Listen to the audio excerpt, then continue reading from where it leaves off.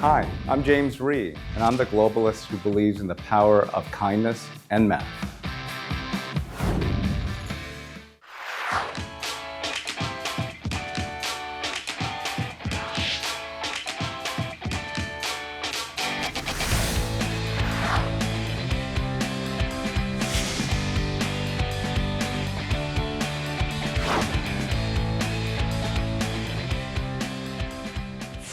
And in the moment, I didn't really understand why they were giving it to me. I just remember sensing that they were happy and sad at the same time. Well, you know that I wrote the book is actually a piece of music.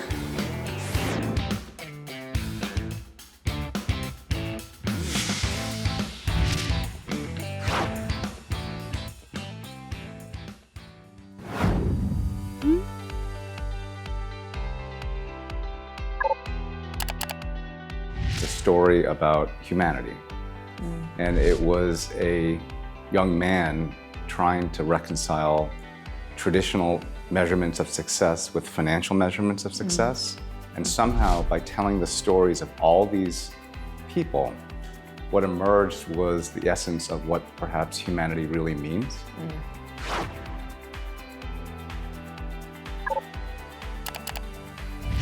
I'm a man. I have this Asian face. So I walked in, all these faces are looking at me, Yes. and they're saying, What is that guy doing here?" in here? And there was something about the feeling of it. They really embraced me. They just said, we can feel your heart, like we trust you.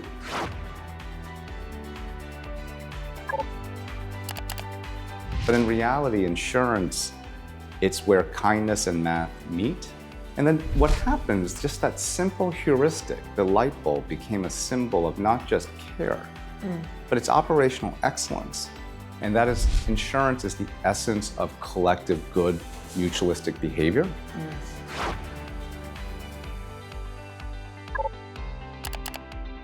It was painful, and it was not a great feeling when all my friends, many of whom manage lots of money and are sort of corporate titans, it didn't feel great when you get laughed at. And they were like, James, what are you doing? Are you a good leader? As an Asian person, do Asian people lead? On stage, one of the lead singers of Le Seraphim, like He Yun-jin, she wanted to join me on stage to tell the young That's people awesome. in Korea to read the book. You're okay. 잘했다. You did good. James, you now have your book published in Korean, 레드헬리콥터. You have a great fan base in Korea. What has been the response to your book? I think really good. Yeah, it's very fulfilling for me. It's not just, it's personal for me. You know, a lot of the book is about me discovering my Koreanness. So last Saturday, I was, invited to a forum for 3,000 young students at Korea University. Yeah. I was invited by the male Shinmun, Yeah. right? So the older leadership. On stage, one of the lead singers of Le Seraphim, like He Yun-jin, she wanted to join me on stage to tell the young That's people awesome. in Korea to read the book. So just that little afternoon in a snapshot, you have like a financial newspaper, Korea University students, K-pop star. We were all together for 30 minutes talking about a red helicopter. And those are the things I'm trying to create with Red Helicopter. There are these seemingly impossible convergences of people, and me looking at everyone and saying, look what's happening right now. Yeah. Well, what were they curious about from you in that setting? What do they want to know? I think for the young people, my relationship with them, I give them some relief. And that he's had 여러 가지, like many different lives. And gives us permission to perhaps explore many parts of our identities over the course of a lifetime versus being stuck like in one job forever, one path forever. That's one thing that they really take from it. And number two is that I think that the book, even though I try not to sound too teachery, it's more like samchon, like an uncle, just sort of talking about the story. There is an embedded curriculum in that book. To write that book, you have to know the basics of finance and accounting and cognitive science and civics. And so what I'm presenting to the kids, they're like, this is the curriculum like we want, right? Because it's pushing them to be creative, to bridge all of these disciplines versus being told to memorize. Yeah. And they know intuitively that in the future economy, that memorization, which, you know, I think the Korean education system is so grounded in that and testing. In the future economy, that's not, in particular, that's not what it's going to take to thrive. Yeah. Perhaps this is the key toward reinventing the economy and society for the next 50 years. Yeah. Well, before we explore that much further, because we need to explore your Koreanness, but you know, even though we're talking English, you do feel very Korean to me for some reason. So I'm sort of curious. I mean, I've seen your TED Talk, but you connect to an American and a universal Western audience so well too. What do they see in your philosophy? Does that have to do with maybe a part of your Koreanness? That's a wonderful question. I think that's the magic of what's happened. The magic is that I finally am singing the American dream while at the same time really being sure about my Koreanness. It took a long time, like to really understand what it meant, because in 1971, when I was born, I think there were 100,000 Koreans in the United States. To be successful in the US meant not to be Korean.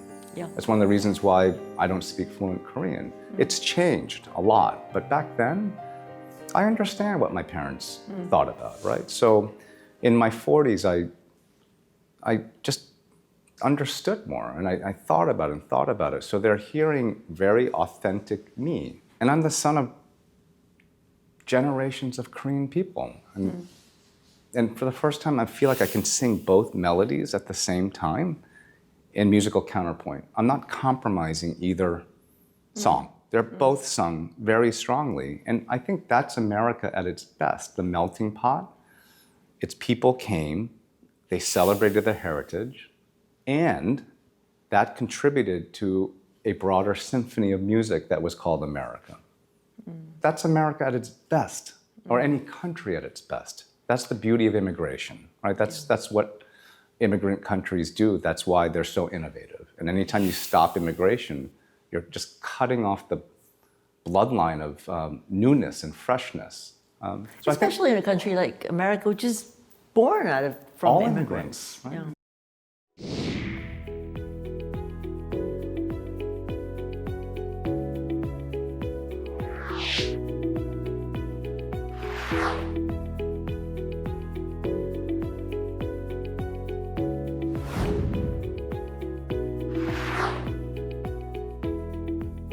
Your story automatically connects you with all other Korean Americans. Yeah.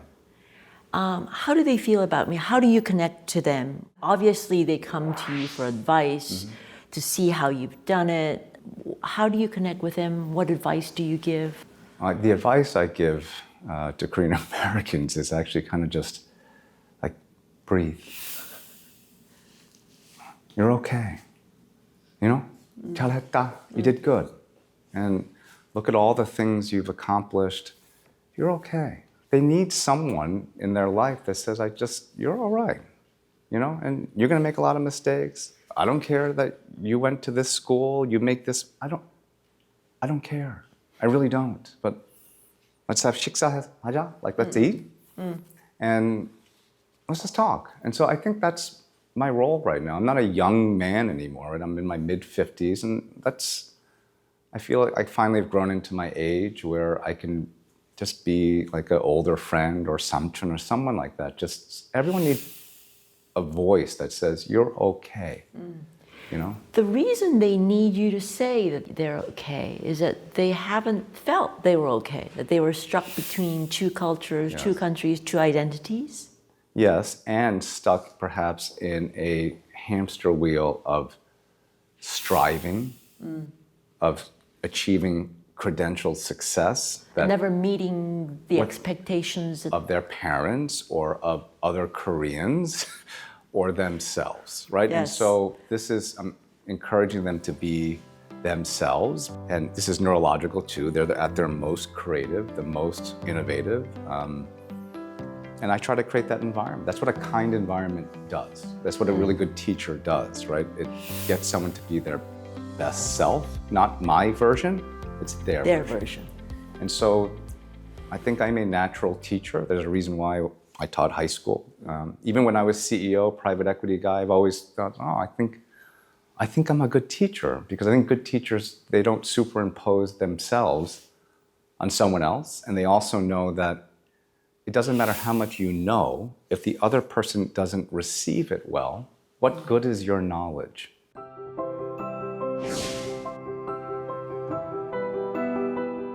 US 히스토리랑 아메리칸 컬처를 가르쳐 주셨고요.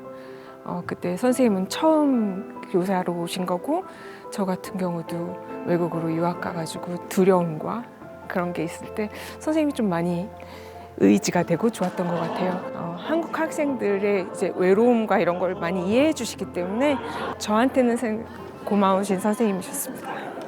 Bringing you back to all these companies now that want to hear from you. Kindness, math, Chong, do they connect with you? Yes, they do, because I speak that language too. And I have a track record. That's true, you have a track record. A long one, because I often have to ask people, look very carefully at this track record. It's not luck, right? So are you interested in learning this way? Because also you might be happier and more joyful as a human. So what if I told you that there's a better way that's better for you as a human and your people, that you would do even better in the long term, right? So what's necessary is the confidence to let things go. That's why there's a lot of death in the book. There's always death and loss, and it's hard. And to have imagination to see really what might be 20 to 50 years from now. And I think Korean people, I'm biased here, and so I'm careful sometimes when I talk generically about Korean people. I think given the history of Korea as a civilization, it's always had to reinvent itself. It's brilliant. And I really, anyone watching this who is not familiar with Korean history, or if they're Korean or Korean American people watching this, just want to stress to them, it's like, I think the beauty again of Korea's history is the success, it's the creativity to reinvent. I just think it's innately in the culture. And that's why I'm so excited to spend time here, because I'm also encouraging Korean leaders to not just export music and drama. I think Korean leadership, the process of leadership, could be very applicable to countries and civilizations across the globe. What is Korean leadership? How do you see Korean leadership? Again, I'm very careful with generalizations, but there is an embedded mutualism in Korean society. Yes. There's expectations of justice, fairness. There's a reason why Michael Sandel, when he lectured here, the Koreans went nuts for modern day philosophy, where any other country, no one knows who Michael Sandel, the philosopher, is, right? But Koreans love to talk about what's right. That feeling of rightness and ethics and values, I think that's one of the things that distinguishes Korean culture. It's in very scarce supply in lots of pockets of this world right now. I hope Korean people really sort of don't lose that. I think that's the form of essence of old traditional Korean leadership, whether it's Sejong or some of the the Hyundai foundings, some of that civic responsibility. Now, in terms of practice, do I think that some companies here perhaps have been organized in more of a vertical way, perhaps overly hierarchical, perhaps a little bit of exaggerated US management pyramid structure, and coupled with some hyper-Confucius sort of philosophy? I do. And so the great organizations now and of the future, they're structured have to be more lateral. I think companies in Korea, their biggest asset, it's people. I'm not sure if the best of people is being allowed to emerge right now in companies. And that has profound consequences in a high transformation environment where you need a lot of people to innovate together. And so that's what I hope that leaders in Korea, whether it's in government or business, I hope when they read the book, I hope that the book helps it emerge. And so people can see it again and remind themselves. And I'm very optimistic then. I think Korea, why shouldn't Korea lead? Yeah. One final question. Being here in Korea with your successful book, people wanting to talk to you, do you feel the presence of your parents? All the time. Do you time. feel like that they would be so proud that you are doing this now, the country of their hearts? Yeah, I miss them all the time. My relatives did not understand how much goseng, how hard their life was in America, because my parents did not want to tell them. And so when they read the stories of my parents in America, my relatives cried here and said, I wish they had told us. And I explained, I said, they didn't want to trouble you. Yeah. And so I feel them all the time. And it's, again, my greatest inspiration for me in terms of leadership is my mom. My mom's still the best leader I've ever met. And in many ways, that Ashley Stewart experience, I led that company as if she had run that company, she would have run it that way. She didn't have the benefit of going to law school and being in private equity. She didn't. She survived a war. She lost her father in a war, and then she immigrated, and she didn't speak the language, and she felt bad about herself a lot, and she shouldn't, because what she accomplished in her life is 100 times more than I ever will. Your parents' story is, I guess, the Korean story. So thank you for taking the time to talk to us, and I hope you are back many times, and your book and your lectures and your presence in Korea is a huge success. Thank you. Maybe next time I come back, I'll bring my guitar. That will be great, and you can sing, and we can sing. Yeah, we sing, right? We That's sing. what Koreans do. We That's sing. what we do. Yeah. Yes. And that's it for me. I'll be back next time with another globalist who's putting Korea on the map. Son Ji out.